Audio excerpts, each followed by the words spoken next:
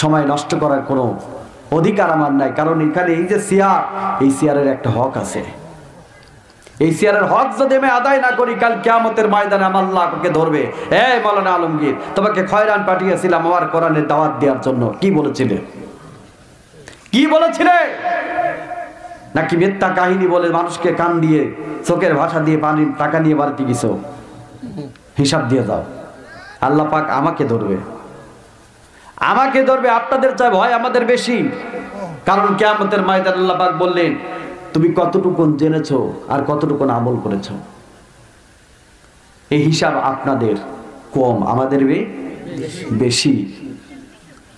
সুতরাং আমি আপনাদেরকে সেই কোরআন জানানোর চেষ্টা করছি। আপনাদের কি কষ্ট হচ্ছে? কষ্ট হচ্ছে কি আমার ভাইরা?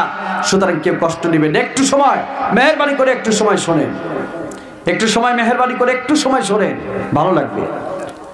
তাহলে কোরআন যদি না মানে, কাল কিয়ামতের ময়দানে আপনি শুধু আফসোস করবেন। কি আফসোস? আল্লাহর কোরআন থেকে এবার বলছি শোনেন,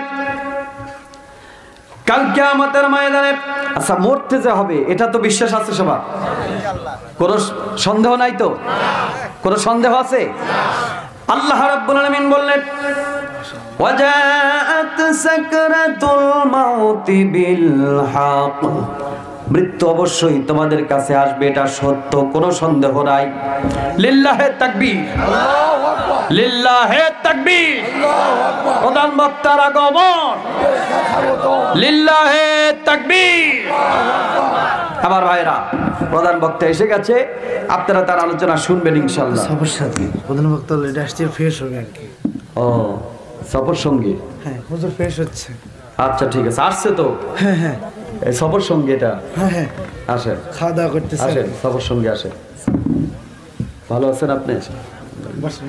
আচ্ছা ইনশাল্লাহ আপনাদের সামনে আলোচনা করবেন ইনশাল্লাহ। আজকের আলোচনার প্রধান আলোচক তিনি এসে গেছেন, তার সাথে আপনাদের মাঝে কিছু কথা বলবেন হুজুরের সফর সঙ্গী হযরত মাওলানা মোহাম্মদ জুবায়ের হোসেন। তিনি আপনাদের মাঝে আলোচনা করবেন। তার কণ্ঠকে আল্লাহ পাক দারাজ করুন, সারা বাংলাদেশময় আল্লাহ পাক কবুল করুন, সকলেই বলি আল্লাহুম্মা আমিন। সুতরাং আসুন, আমার সিলেন্সপর মামাকে আমি প্যান্ডেল ছেড়ে দিচ্ছি, তিনি কোরআনের কথা বলবেন।